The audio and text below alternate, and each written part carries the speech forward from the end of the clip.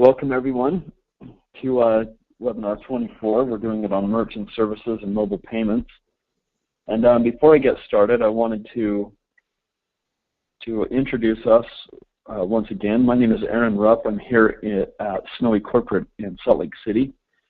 And Lyle Rupp is also joining us, and he is out of Cincinnati. And as a reminder, those of you who may be closer to Cincinnati than to Salt Lake, remember that you can always place an order with and through Lyle, and that will cut down on your shipping quite a bit. And a lot of times we forget that we can do that, and we wanted to make sure that everybody was aware of that. It can help you quite a bit when you can reduce shipping for a lot of our equipment and supplies. And I also wanted to have on the screen the banner for our training. Just as a reminder, we have that coming up on February 5th and 6th. This is a wonderful training. It is for everybody, whether you have not purchased anything yet, or you've just barely purchased equipment, or whether you own 10 stands and you've been doing it for 8 years, there will still be relevant information for you and your business.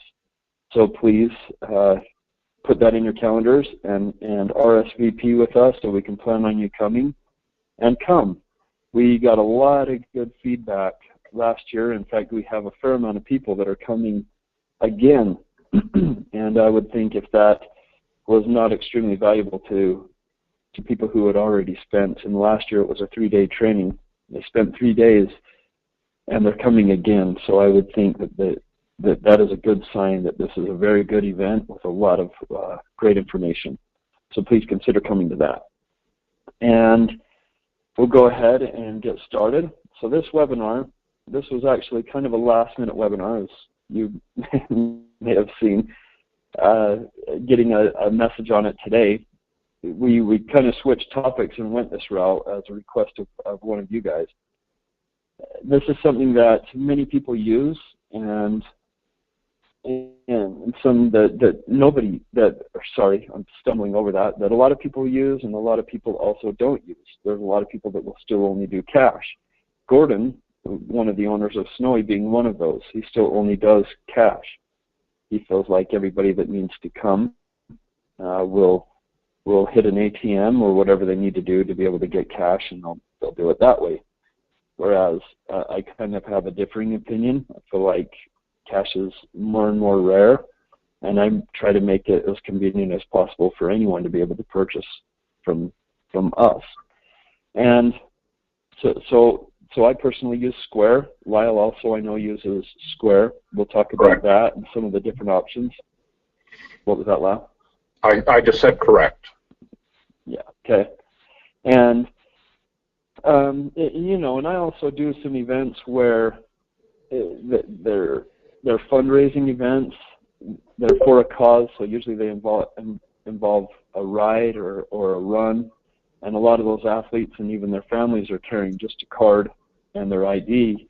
They're not carrying any cash on them. And so when they're done, it's nice to be able to just hurry and work through a card. So I wanted to start out, and again, this will probably be a pretty quick webinar. We just wanted to touch base on this, talk about some of the things that may be some misconceptions about it, some of the fears that some people may have, and those fears are probably legitimate. We see even some of the giants like Target that have some issues with their merchant services. So obviously there's some risk everywhere. But I wanted to start out on the level of the merchant services. So I have an article from Inc. magazine that they did that was basically like, beware of the rates that you're quoted. Now, these guys in their example, they're using a 30-cent per transaction fee, and then they also are working on a rate of 1.65%. So that rate is a wonderful percent, but you're also paying a 30-cent transaction fee. So every time that a transaction happens, another 30 cents is added to it. And they basically show us a difference there depending on how much you're charging on average. So they take this one, that they're saying merchant number 1 has an average ticket sale of $100.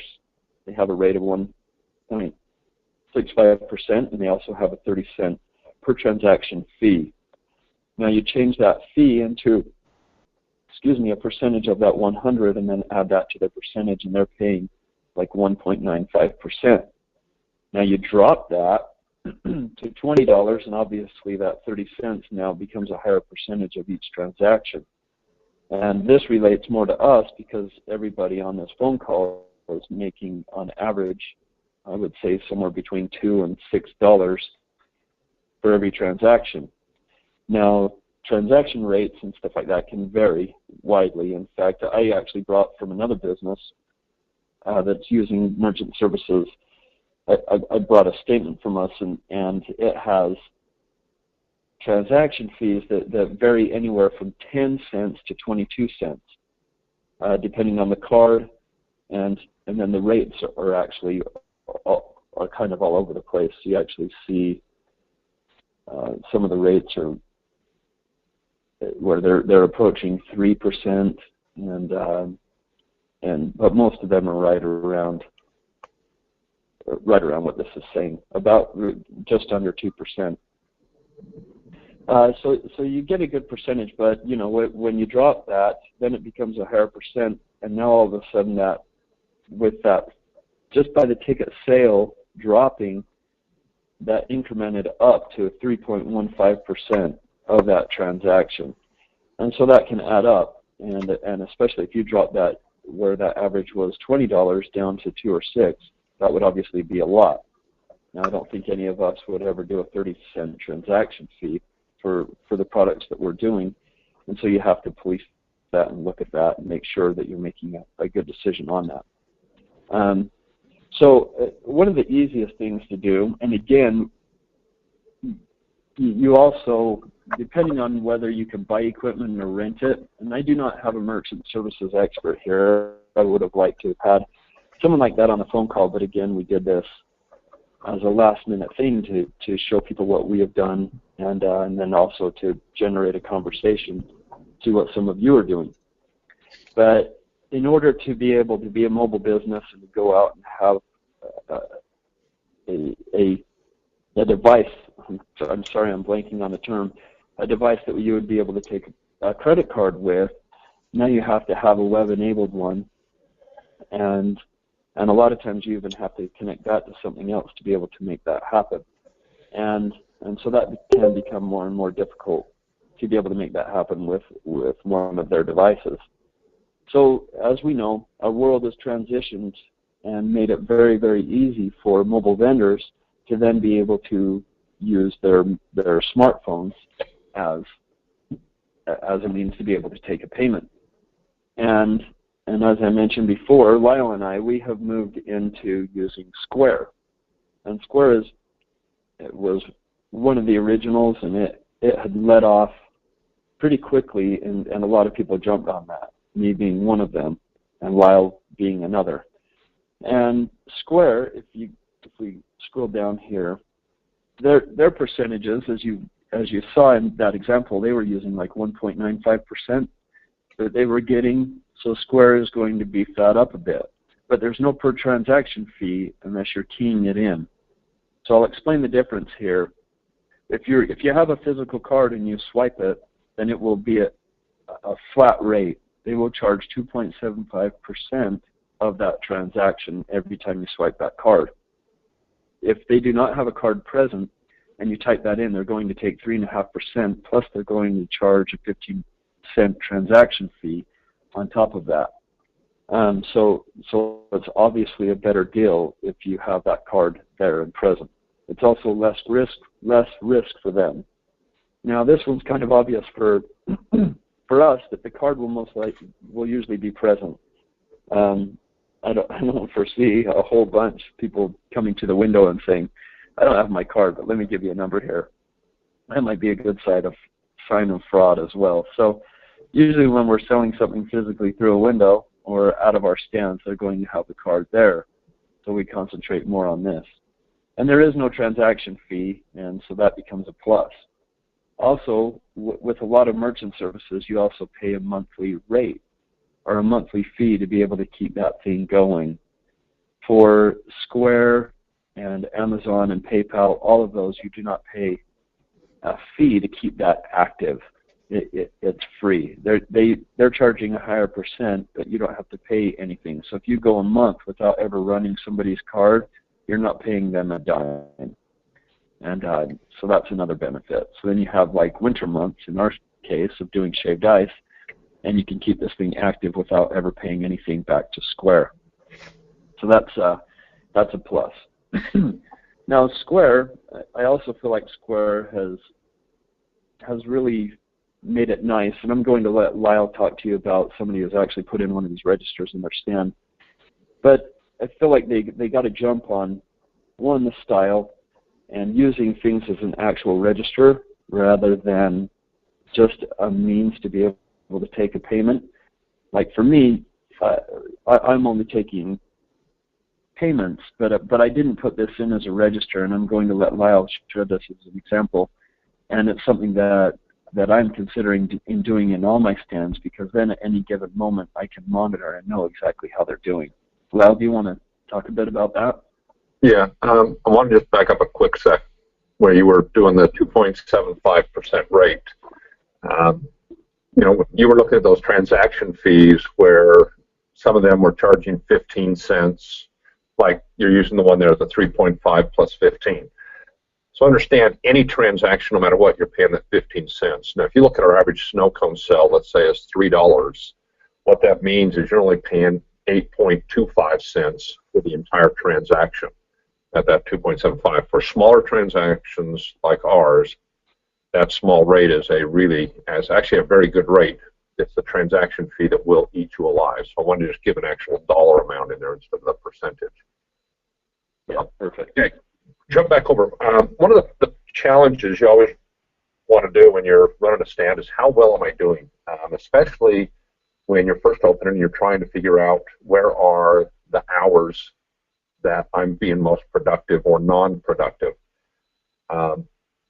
Historically, when I've opened locations, I will open 11 to 11 to get started, and then I'll track what the hours are from, say, 11 to 12, 12 to 1 at the beginning of the day, and then at the end of the day I'm tracking from 9 to 10 and then from 10 to 11. And I'm relying on my kids to do stick counts of how many smalls, medium, larges, and then the dollars from that, so we can get an idea of what we're doing. Well, going with the tablet that Aaron was showing there. Aaron, can you scroll down? I think it was below where I had that picture. I'll go back. This is what they have here is a stand that you can put like an iPad on. There, you can see it, the square stand. You just had it. There we go. There. So you can see this stand, and they put it in, and they actually use it as a transaction. So or as a cash register. So every transaction that takes place is entered into this, and they collect cash. It's still put in that it's $5 or $3 or whatever the transaction is, and they can also run the credit card. You see, it's got a reader on there, everything that spins around, so they can put the data in, spin it, let a customer look at it. It is secured to the stand. A lot of people are concerned about, is somebody going to rip off my tablet and run away? And believe it or not, we actually tried to remove you can't see it, the stand that's mounted to the counter with. He put that on a building, and then he couldn't get it off, and he needed to remove it, and it ended up peeling the gel coat off the counter and had to have the counter redone. Whatever that is, it was on there, and it had to be taken off with a screwdriver and a hammer to get it loose. But even then, it was extremely secure. So these things are not designed to be wimpy and barely hang on. So you have a variety of options, but this allowed you to be able to, if you want, track literally every single hour. Well, there's called the Square dashboard, and what that is from your phone, he can pull that up and look at it at any given time and see how many sales he has made by hour every single day. And then he can get a breakdown if he's interested in what was cash, what was credit cards. And as Aaron talked about, there are situations where they're useful and times where you don't need them. Now, Aaron's showing a full register and all kinds of things there. That's a little bit, sometimes I think, overkill. uses just the register and then a cash box down below, or uses the square iPad. I didn't feel like I gained value with that. So what I have in mind, I went to, because he has to have with that tablet, he pays for a full service for iPhone use, or for, sorry, not iPhone, for the iPad use, the links to the internet, that kind of thing. And I'm not promoting a particular company. I happen to be with Verizon, and they have just a tablet that you can go in. I went in and got the, it's built by Motorola, called Ellipsis, and it's under the name of Verizon. And we use the square card reader. It's just a little, I got an extension plug, put it in, put a little cover on it so it doesn't get beat up. And then they can, the kids can just swipe the card as they want to. If you wanted them to, they could even enter in transactions. Again, I didn't feel a need for that level.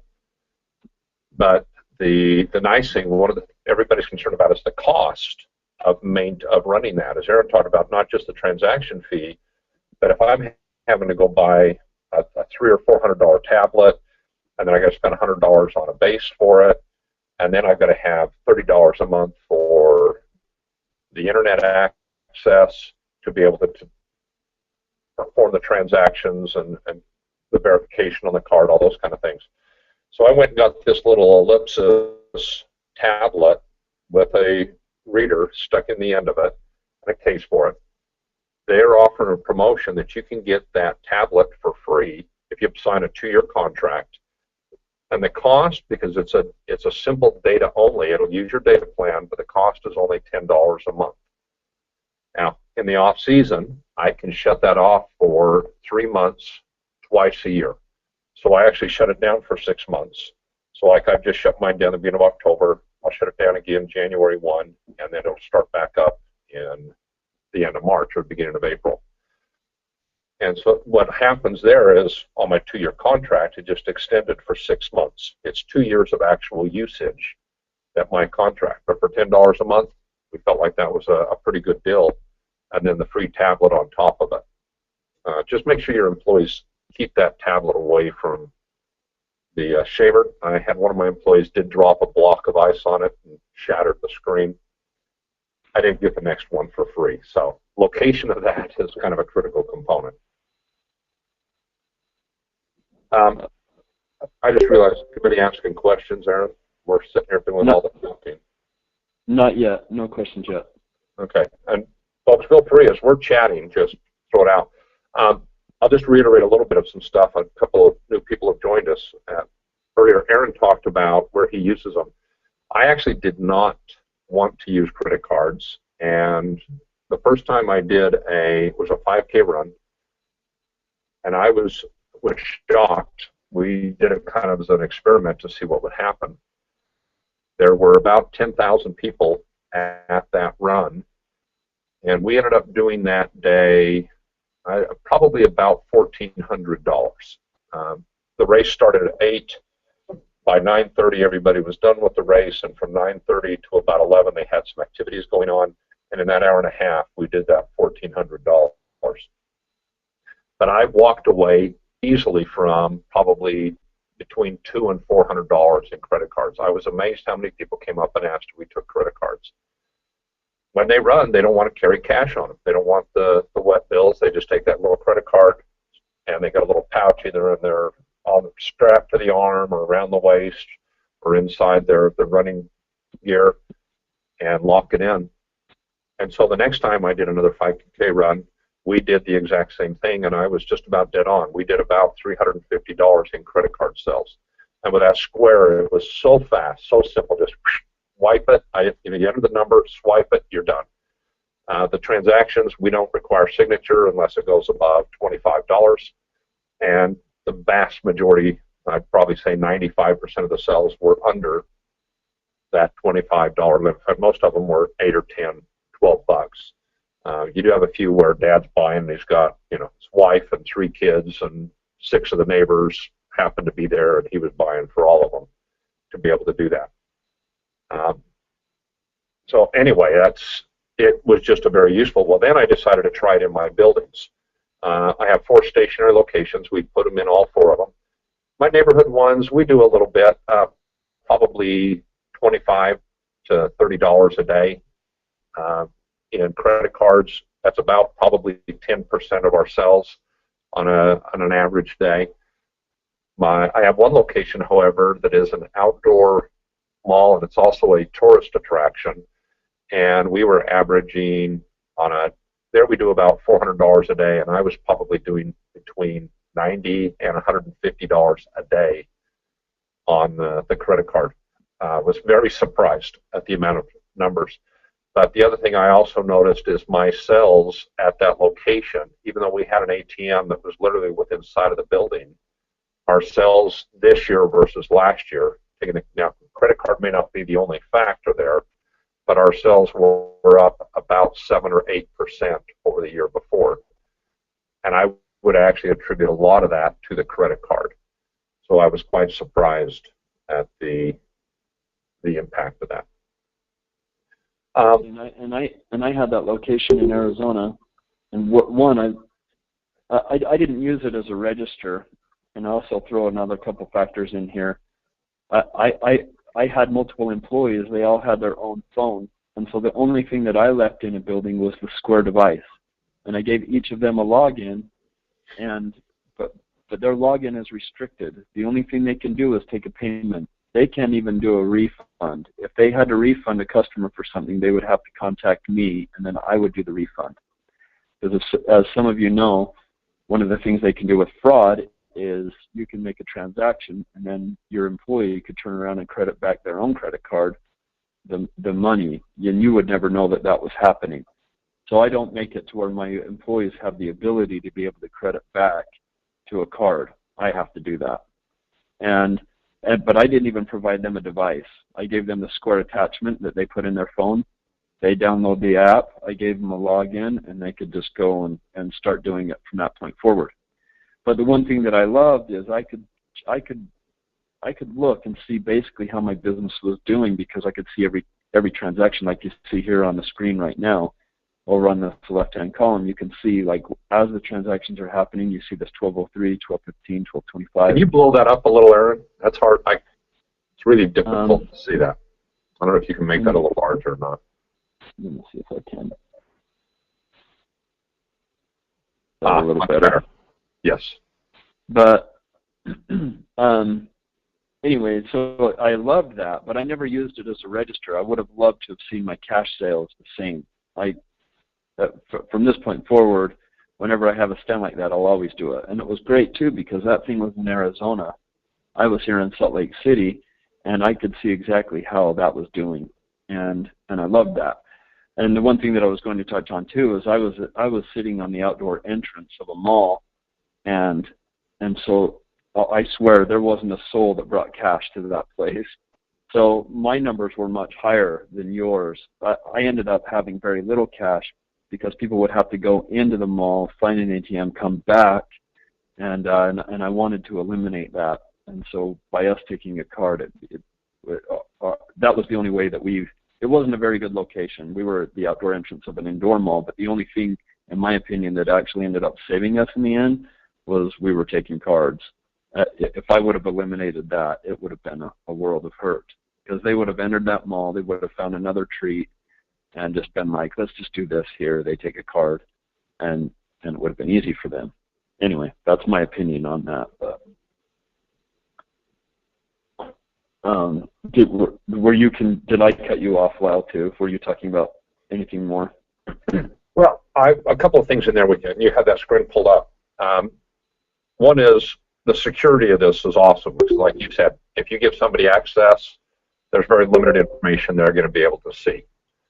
You can pick and choose. Second is you can accept tips, you can send receipts, and all of it is very simple and very easy in the way to do that. You mentioned you gave your employees the access. The reason I did not do that is I have 48 kids. We're running 12 different units, and that would be an absolute administrative nightmare for me. So it was easier to have the tablet. So each situation can be adapted, and that's interesting that your situation was easier. Probably in a lot of ways, it makes more sense to put it on their credit card or on their smartphone and be able to do it that way. And I know some people say, well, does it use a lot of data when you do that? Because you're now tapping into that family's data plan. And it actually uses very, very little data. I looked in a period of a month, I think it was like 0.1, what do I get, a gig of data or whatever it is, a megabyte or anyway. I think, my plan has 10 gig and I use 0.1 gig in a total month with my unit. So there's a very small amount in comparison to the total on there. Perfect. There is a question on the site, Aaron, and it's, do you use them at events that require a sales tape to confirm total sales? And that's why I went down to here. Those that require tape, you might. It's interesting. I don't know how this one works. I don't know what a store would do as far as you keeping track of that. My guess is all of your transactions within the register, you would be able to create that for them, or if they actually want physical tape from an old school register. It's a good question. I have not had to use that yet. In fact, but I will answer this. So I was unaware of an agreement of that mall that I was just talking about, and they had a contract, and I actually did not even see that I needed a register tape. And so I was 1 month into it, and I went through and was looking at my contract again, and I was like, oh my gosh, they want me to have a register. So I called them up and said, hey, I missed that. I'm happy to go buy a register and stuff like that. Anyway, we worked some things out, but they were perfectly fine with what I was using on this. But again, it was only taking the credit card transactions, so they still weren't seeing everything. And so we worked out some other things, and I was stopping my agreement with them at that point because they and I knew that we weren't making any money at that specific location. So I'm bringing up a bad example, but my point is they were very willing to look into anything that we had as far as records. They were like, let's just go that route. So my guess is they would be fine with that. You have a comment on that, Lyle? Yeah, I'm always amused that the sales tape is going to really make a difference. All I would have to do is don't enter it in and pocket the cash, and there'd be no record of it. We found to be a more reliable and really accurate way was a cup count at the beginning of the event. We would actually show them what our cup count is, show it to them, let them see the cups, and then they would stop by at the end of the event and do the cup count with us. Now there, yes, I could bring in a sleeve of cups and hide it. And, there's 100 ways to cheat if you want to do that. I've never found it worth doing. I'm not going to compromise a relationship and a reputation for a few dollars, but most of them were actually more comfortable with our cup counts than they were with anything else. So we would always make the cup count available to them or make a copy of it so that they had access to that. So there are multiple ways of doing it. But I will tell you, you can print a report, a daily report, that you could provide them if you wanted to use this as a cash register. You talked about the tape from it, but if you use it as a register, you can go online and download the transactions for that day and then print that out and provide that to them. So it can work that way even without the printer tape per se, but you have an entire video or a entire printout of all the transactions for the day, which would accomplish the same thing. Yeah, but I would make sure that they're good with it. The last thing you want to do is be bound by a contract that says you have tape, because then they could just say, hey, you owe us this much, and you have no recourse. So make sure that they're good with this being the equivalent of tape. Mark, I hope that answered your question. And then I wanted to bring up a couple. So PayPal, here's a couple of my frustrations. I love the register because you have this long swipe. I don't know how much you've had, Lyle, by using the dongle that goes into it. But if you look up here, the regular, let me go back to this one right here. This is normally the piece that goes in, so you can tell this is the piece that goes into your headphone jack, and it's very teeny. I had to sit there and show kids how to swipe a card, because you have to be very fluid and you have to keep that magnetic strip like perfectly even.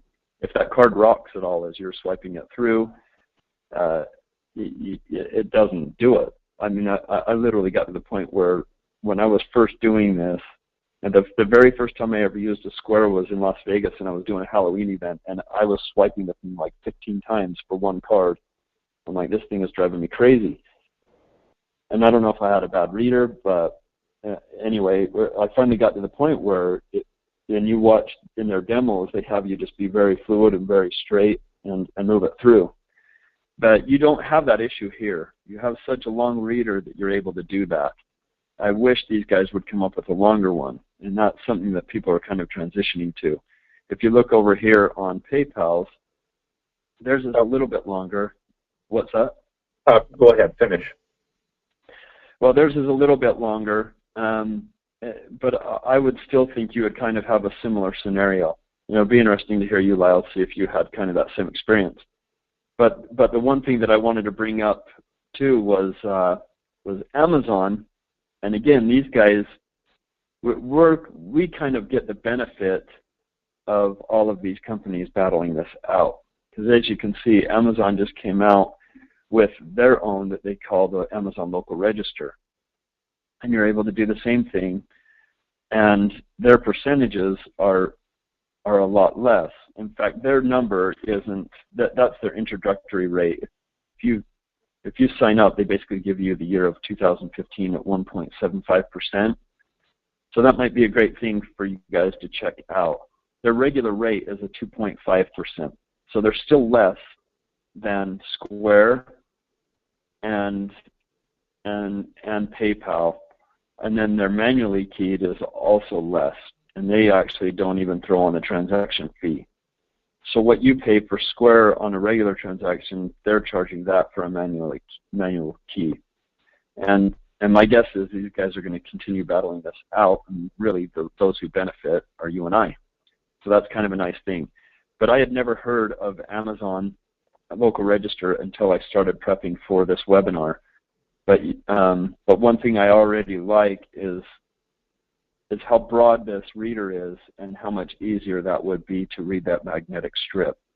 I really had some difficulty getting it to be getting some consistent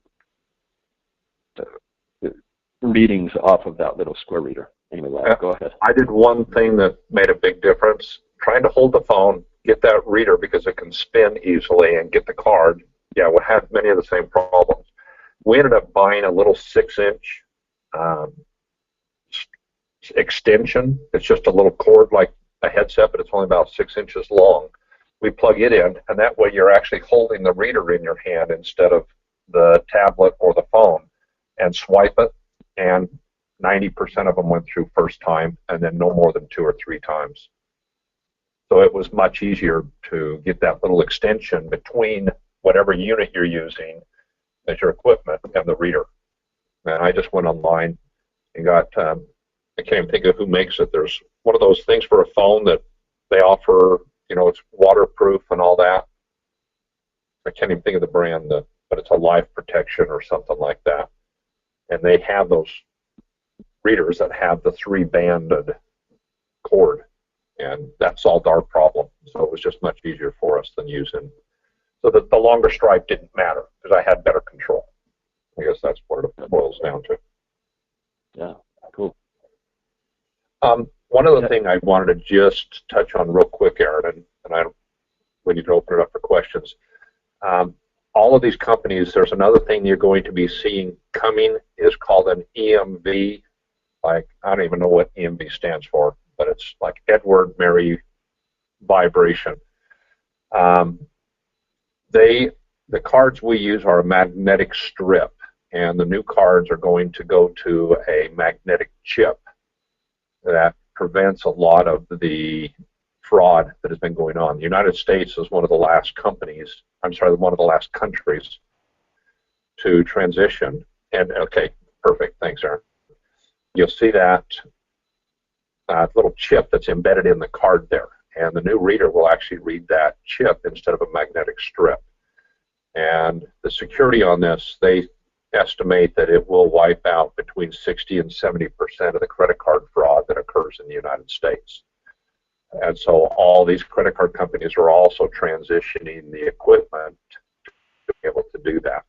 And this is just an example. There's a whole series of stuff coming from Square explaining how the EMV card works and how it will impact your business. So just be aware that that's the newest technology, and we will be transitioning over to that over the next year. I think 2016 is when it will be fully implemented, that all cards will have to have that.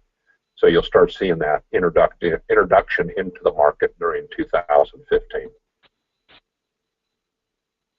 Perfect. And you'll have things like, oh, sorry, you'll go have ahead. things like, oh no, sorry. You'll have things like Apple Pay, which and the near-field technology is what they call it. So basically, and at that point, I don't know what Square will do to be able to read near-field technology, or if you have to go through a merchant. My guess is these guys are going to come up with something where people can come up and they can tap your device and pay that way, which people are thinking is even more secure than the chip. So anyway, a lot of that stuff is coming. A lot of those things are changing, but there's a lot you can do until that point, of course. Anyway, I want to throw that out there too. Will I be required to open a U.S. bank account to use these merchant services? I live in the Caribbean. That's a good question. I have no idea how to answer that. I would, my recommendation there would be go to the websites of these companies and ask them. We just don't, we're not, obviously not experts in credit cards, so that's the best way, is to just ask them and say, hey, can I do this? Because I don't know what their international situation is. Well, and if you look at, I was going to say they probably have them in your area, and maybe it's just because I'm browsing from the U.S. and they're able to know that. When they were talking rates, they specifically had the U.S. up here in bold. Sorry, I'm not going to be able to find that again, but again, that might be just because it knows my IP address exists in the U.S., so it knows I'm going to function within this economy. But my guess is they have things in your area, in other words, and then you're not doing things with international charges and happen to deposit to an international bank from where you are. There would be international transaction fees involved and currency rates. So it'll be a little more complicated, but I would imagine one of them's got it out there or looking at it. I noticed at the bottom of Square's website, they do ask country and language, but it has, I don't read any of the Asian languages, but it had an Asian, the characters there. I saw Canada and the U.S., but beyond that, oh, there, you pulled it up. So that's just to view their site. Yeah, that's interesting. So there, you may find good question. So sorry, Tisha, we didn't help you much there, did we? Okay, and I mean, I think that's pretty much what I've got. Wow. How do we do this? We always say there's going to be a 15-minute webinar, and we're almost at 40 minutes. I know. I think you're long-winded, Aaron. Yeah, it's me. But they really need to change that picture. That should have been a Snowy bus behind that. I know. Sure. We need to talk to them about that. Yeah, that just that doesn't look near as appealing as our bus. Hey, also, one thing that I didn't mention, that the rates vary when you have a merchant service, and a lot of you may have experienced where everybody will take every card except for American Express, and I don't know these numbers offhand, but I know you'll pay like 2% as a merchant for any of these 3 cards, and then you'll be upwards of around like 4% taking American Express. So a lot of people are like, forget that. I'm not paying American Express 4% so that I can take their card. It doesn't matter. If somebody comes and does a transaction on American Express on your device, you still pay that flat rate that they're talking about. So you don't have bounces between 2% and 4% depending on the card, if that makes sense. So there's another benefit that way as well. A couple of things with that, because not only do you have, it's one transaction regardless of what, one fee regardless of what card it is. Typical merchant services accounts, also you get paid separately by American Express from the others. And what's nice with this is it's one deposit into your account for that day. And they give you the option, if you want the money the next day, they have a 6 o'clock cutoff. So anything before 6 o'clock is deposited into your account the next day. Or the way I did it is I can take the entire day's transaction, but I don't get paid until one day later. So I took all of today's, it's Thursday, I would get all of the transactions for Thursday. I would get notified what that was on Friday, and then I would be paid on Saturday. The other way I was getting the money, but only before 6, and it was really confusing on the books to say, okay, wait a minute, which payment was from which day, and it just got to be a nightmare that I just said, no, I want all the day's sales at one time. And so you can even modify the reports and how the money is deposited depending on what you're trying to do and how quickly you want that money. Perfect. Cool. Okay, are there any questions as we drawing this to a close? I have to check local banks and service provider. Okay. I do want to throw out just real quick at the end here, Aaron, is there anything, we're always looking for good subjects for our webinars. Is there something you would be interested in, anybody that's on here with us, something you'd be interested in that we haven't covered in the past, or you would like us to maybe look at again or revisit in a different way? So feel free to email us, type it now, or email me, Lyle@snowie.com, or Aaron@snowie.com. In fact, I'll type those in that you can see those email addresses. And then Carlos, who's on here, he actually requested that we do a new one on the bus.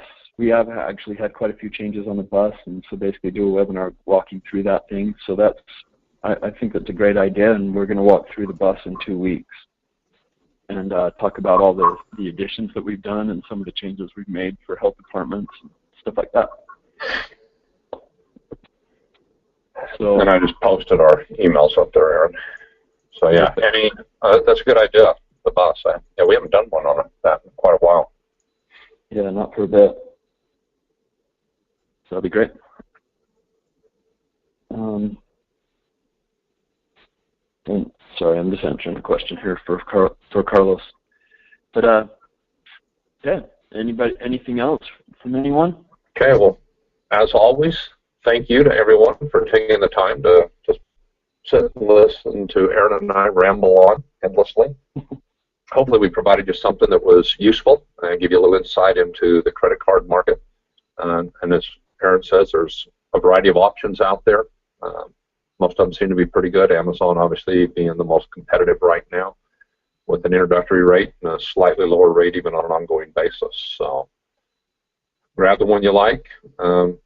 Is it worth doing? I think the easy answer is yes. And that's something both of us have found regardless of the situation in which we used it. And has actually had a positive impact on the cash flow for the business. And that's all I got to say. Okay. Thank you, everyone. Appreciate it. We'll see you in 2 weeks.